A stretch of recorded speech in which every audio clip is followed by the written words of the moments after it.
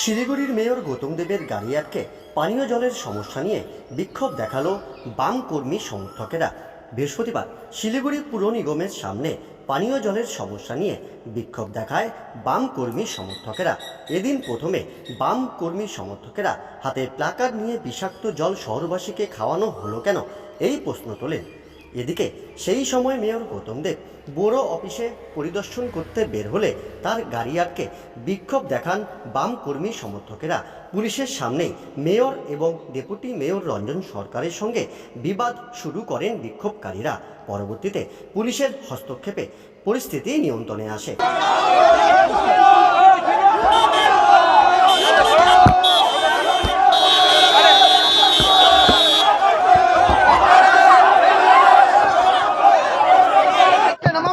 আমার কয়েক বছর আগে আমি যখন মেয়র ছিলাম পিএইচির একটা কাজের জন্য, সেই কাজের জন্য দুদিন জল বন্ধ ছিল।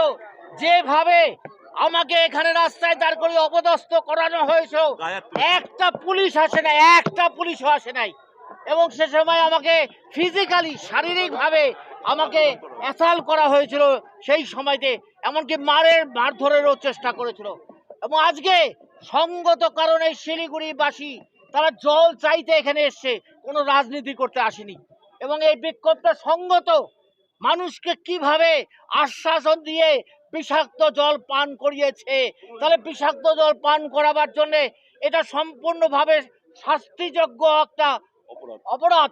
এই শাস্তিযোগ্য অপরাধ যারা করেছে, কেন তাদের বিরুদ্ধে এফআইআর হবে না? এই এফআইআর করতে হবে এবং তাদেরকে গ্রেপ্তার করতে হবে। এবং শিলিগুড়িবাসীর কাছে তাদেরকে শুধু মানে না, তাদের যে দায়বদ্ধতা তাদের পালন করেনি, তাদের এই পৌর কর্পোরেশন চালাবার কোনো নৈতিক অধিকার নেই, যোগ্যতাও নেই।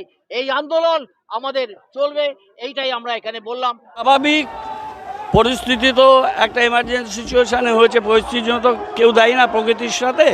সেটাকে নিয়ে যদি যারা রাজনীতি করে অতি দুর্ভাগ্যজনক। তারা করতে পারে, আমরা মানুষের সাথে থেকে মানুষের এই অসুবিধাকে আমরা অ্যাড্রেস করব এবং সেটা করার জন্য রাস্তায় আছি।